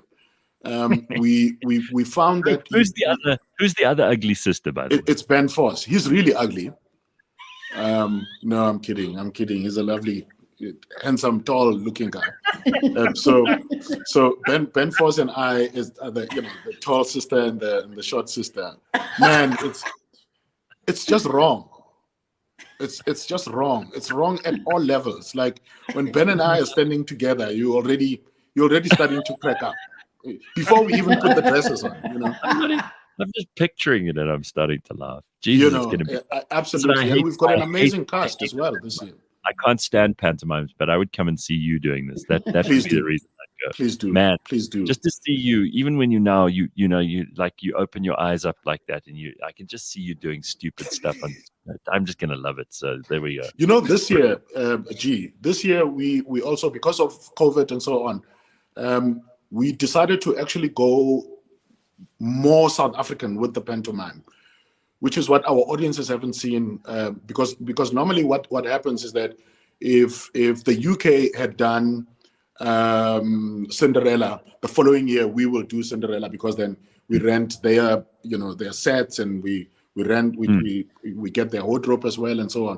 So because of COVID, the UK didn't have a pantomime last year, neither did we. So this year we're sort of going sort of deep-rooted South African style in terms of this pantomime. It's our own glitz, That's great. if you may. That's great. Yeah. So I've got some comments for you here, some compliments. Racebeck says you haven't aged a bit, Desmond. Oh, these people are very kind, man. I've aged down here. Down here. I'm sucking up like crazy at the moment. Michael says, true what Desmond says, life is a pantomime, and we can just see that even the good actors can fail at it. Ruth says she's booking tickets next week. It's going to be lots of fun. Oh, man. So are you allowed to have full capacity in the theaters? No.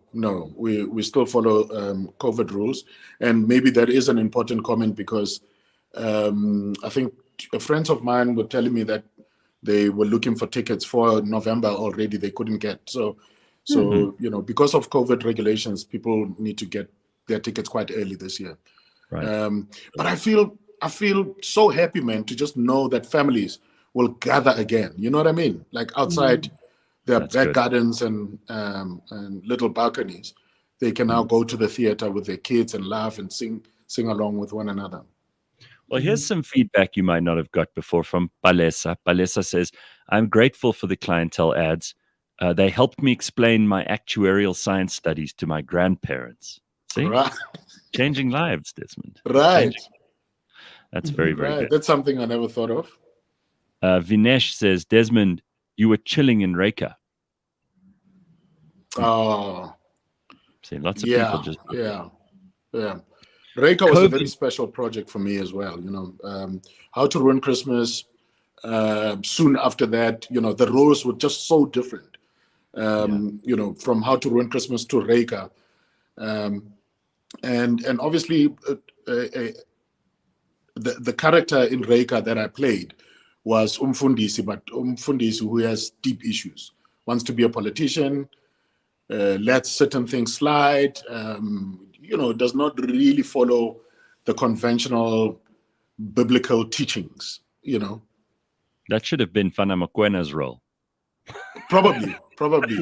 And you're quite right, Joe, and I'm glad that Fana Mokwena went to politics. Well, somebody said to me he's coming back into acting. I think he has now.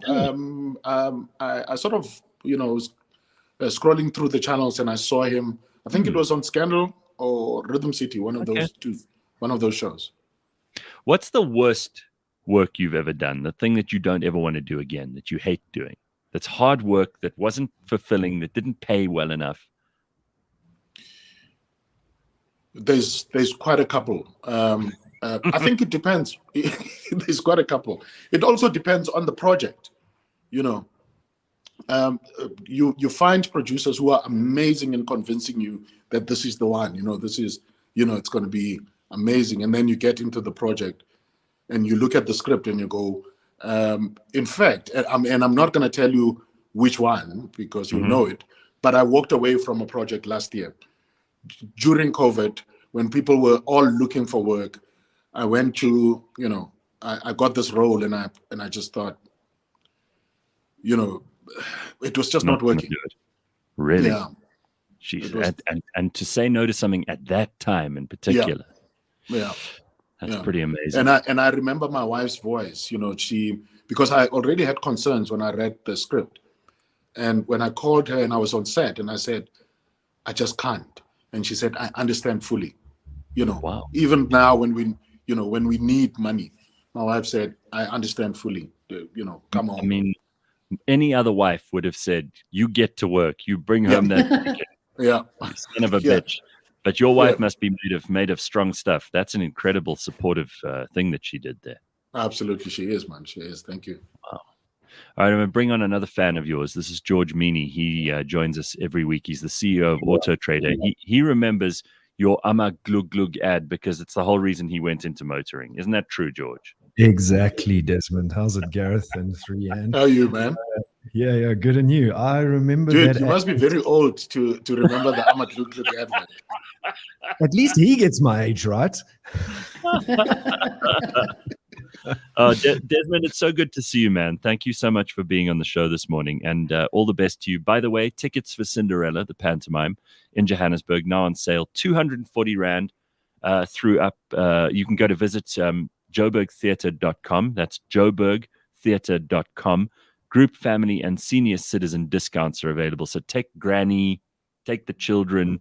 Man, come and see a spectacular. The show is opening for previews on the 3rd of November, and we're going until the 24th this year. We're going until the 24th of December, and not until the end of December.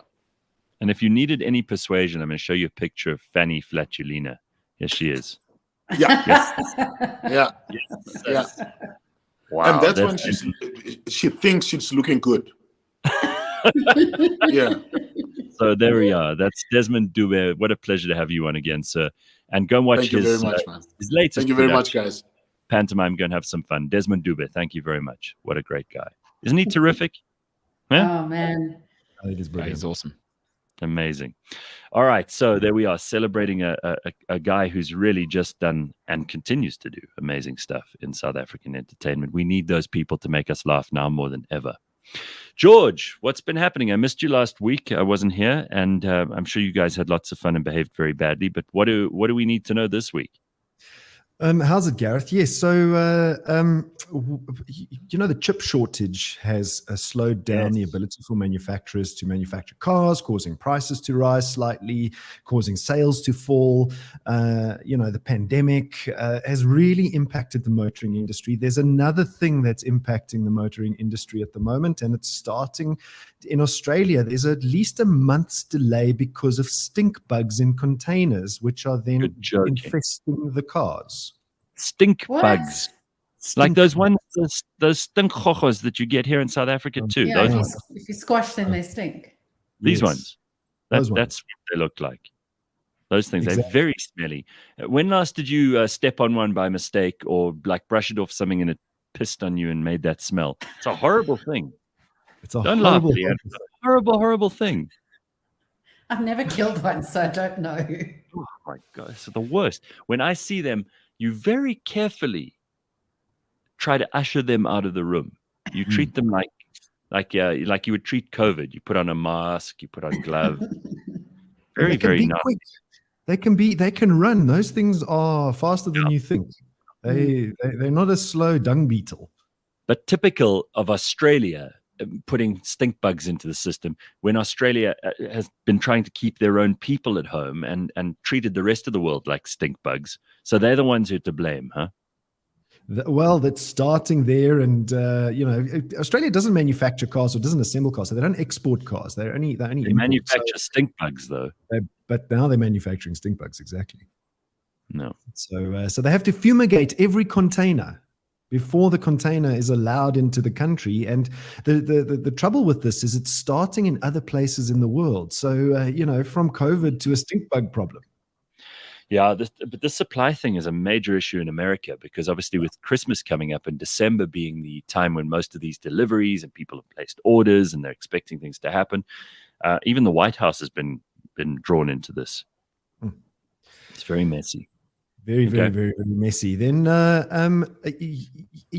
you as a business, you want to continue to automate things. Okay, if there's something that you can take out of the system that a machine or a computer can do, all of us want to do it. So traffic cameras are no different. Right the way through to a traffic camera taking a picture and then issuing the fine and sending the fine to the offender. And in the UK, this gentleman by the name of David Knight was sent a fine for driving in the bus lane. Now, you're not allowed to drive in the bus lane in the UK. And the CCTV camera sent him a picture of a lady walking down the road with a T-shirt on that said knitter, when his license plate was KN19TER. And the traffic camera mistook this T-shirt for his number plate. So here's the woman in the T-shirt. She's walking along the road, and that. So people thought because this is his number plate, and there's the knitter on her T-shirt, and they gave him a fine. Yeah, because the 9 is covered by that bag of hers that she's wearing over her shoulder. Yeah. Oh my God, this is the kind of thing that would happen to Leanne. Imagine what me. It would probably be me in the photograph. Yes. Yes, that's what I mean. You'd be in the photograph. But imagine receiving that in an envelope in your post, going, "What?" George, people are talking about this petrol price thing. Ruth says the petrol price is going sky high. What can we expect? Do you have any advice on that front? I mean, the reason is demand and supply. I mean, besides the oil companies really controlling the petrol price, internationally, it's a demand and supply issue. We're not driving enough to create, a situation where there's enough demand. So what happens in a situation like that? Petrol prices rise. So it's not a surprise that petrol prices are increasing, and plus our exchange rate is part of the problem. Well, Thurence wants to know, in the Western Cape, are there these rumors going around? Are they true about a shortage of petrol at petrol stations, especially in the Western Cape? I haven't heard of this. I heard that while I was down there. I was there on the weekend, George. Like people were talking about it in Cape Town. That's the first I hear. I wouldn't worry about it, Thurence. I think most people in the Western Cape just are boring and have nothing to talk about. So I think that's why they talk about petrol price. Don't worry about that. It's not a thing. Besides this knitter problem, a speed camera in France snapped a picture of a cyclist on the Tour de France exceeding the speed limit. So this is not only in the UK. And so a local sporting goods store sent long distance runners out to test this camera, and they ran past the camera, and the camera photographed the runners as well. Okay, so here's what we do. You have to run more than 60 k's an hour. Well, apparently some speed limits are much lower. So Corona's Boring says you could totally troll people by getting their number plate printed on a T-shirt and then running up and down past a camera in a very slow zone. That's a good idea. It'd be the perfect way to break up with someone. Like I've always said, the way to do it is you like take the back of their earrings, but this is the next level of like screwing you long term, right? Oh, it's awesome.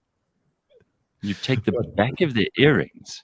So you know when earrings, like you have to connect earrings. I don't know what it's called. The butterfly. Yeah, the butterfly. Yeah, you take those. Little inconvenient things when you break up with someone. You should take those from her drawer. Yeah, you've thought of this. You're a psychopath.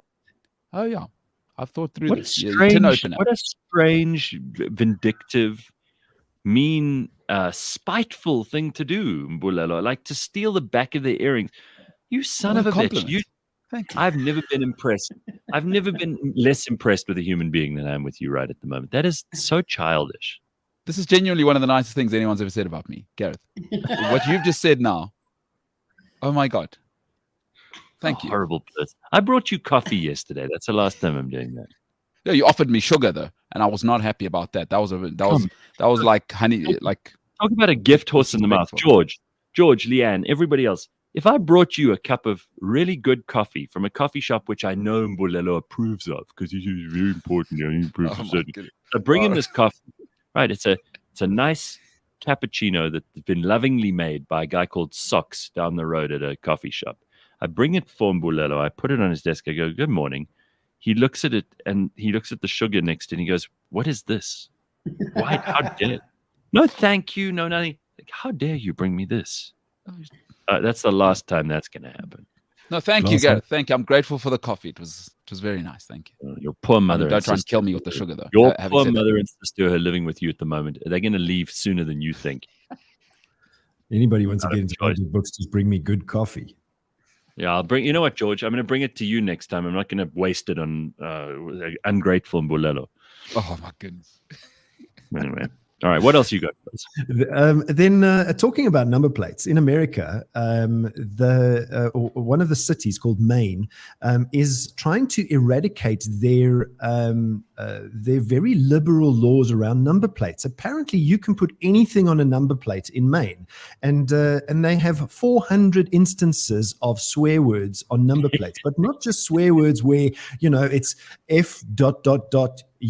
the entire word is on the number plate, and now this is causing a problem because they have to now stifle freedom of speech, but also not allow the vulgarism on the number plates.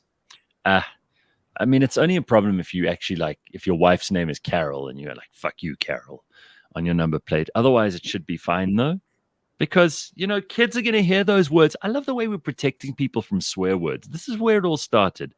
I've always had a problem with cancel culture, even when there wasn't a cancel culture and it didn't have a name. There's old, those tunnies in South Africa that were usually with a big hair that kind of goes like this over their faces or whatever. Those tunnies who always would say, "I sis, sulke vuil, jy mag nie sulke vuil woorde gebruik nie." Those kind of people, they're disapproving of me. "Oh, do you have to use such vulgar language? Don't you have a good vocabulary?" And I'd say to them, "Yes, I do, but sometimes the best word is fuck." There's some research that shows that there is intelligence with people that curse. Yeah, that's right. I'm pretty sure. Yeah, exactly, George. Everybody can go and do their own research on this. I'm glad George brought this up. It's a peer-reviewed study on how the higher your IQ, the more you use swearing. And they're all those very sensible people who don't approve of swearing. All of them, to a person, are dreary beyond belief. They are all. And so Maine, which is a state in America, I hope you come to your senses. Let people put whatever they want on their number plate. It's not going to hurt you. And if your children see it, you don't have to cover their eyes, because guess what? When they go to school, someone's going to use exactly that word while they're at school. have a theory around swearing that, for me, it makes logical sense. I'm probably going to get into trouble for saying this, but so what? So would you give your child alcohol if they're underage? The answer is generally no. Okay. Don't answer that one, Gareth. The answer is generally no. You wouldn't give your child alcohol. It's illegal, blah, blah, fish-based. Okay. So would you hide the bottles? Probably not. You try and teach your child that drinking underage is a bad idea. Right. So when you hide something from a child, what do? They seek it out. That's right. So if you hide swearing from a child, guess what's going to happen? It's going to become the most foul-mouthed little bastard in the world. And they're not going to swear in front of you, so you're never going to know. Yeah, exactly. Well, Kenny says, I mean, this is, so do we know where Kenny's coming from? Please don't swear on the show. You're making a noise to us and we don't want to follow. Your discussion is very important. As a rule, there should be no vulgar language on the show. Let's use good language. Okay, Kenny. I apologize. We will reform. Kenny, you're right. So rude. I've got one final story, but before I get there, I generally don't curse because of respect for other people, but I do it in my everyday life with people that don't mind it. Right. With people you don't really respect anyway. That's okay. yeah. Like your friends and your loved ones, and yeah. But it's nice you to clear that up, because, some people, it's a respect for other people, which clearly someone like me, I just don't have any. So, and then very finally, Gareth, there was an elf in Colorado, Denver, Colorado, 272 kilogram, elk, in Denver, Colorado. I was going to say, George, I know Christmas is coming up, but wow, now you're telling us about elves? I mean, that elf had to be really backed up to weigh that much. It was really silent for a few seconds, and then I realized. Elf. Bloody hell, what's he eating? So a 272 kilogram elk in Denver, Colorado, walking around with a tire on the poor thing's neck for 2 years. 2 years. 2 years. And then they finally tranquilized this elk and then had to cut its antlers because they couldn't cut through the tire's steel belt. Oh, disaster. man. So, I've got a very bad picture of this, but I can put it up if you want to see the elk. An elk. Brackets, miss brackets. So it's not Peter Dinklage wearing a Christmas Santa suit. It's not an elf. Okay. That's an elf. Yeah, we've cleared this Got up it, now. got it. Please, it's very embarrassing. We don't want to go back there. People are already confused. And then, you get into that whole thing, midget, dwarf, elf. People get very offended. It upset a lot of people. Time is short, Gareth. We must move on. Shame, look at the elk. Looks quite pretty, though. It's a nice accessory. Yeah, sure, it was very annoying for the thing. How long had it been walking around with this? 2 years. 2 years. Bloody hell. That's not nice. Oh, shame. No. That's terrible. Now, having said that, elk meat is maybe I don't know, we have the best meat in the world, but it is some of the best steak you can eat. So if you ever get to eat an elk steak. You are really going out of your way to upset the animal rights people today, aren't you, Mbulelo? That's good. All right. All right, George, thank you very much. Thank you very much to you for joining us this morning. We will see you on Monday. Have an awesome weekend and enjoy everything. Be good. If you're not, take photos. Cheers.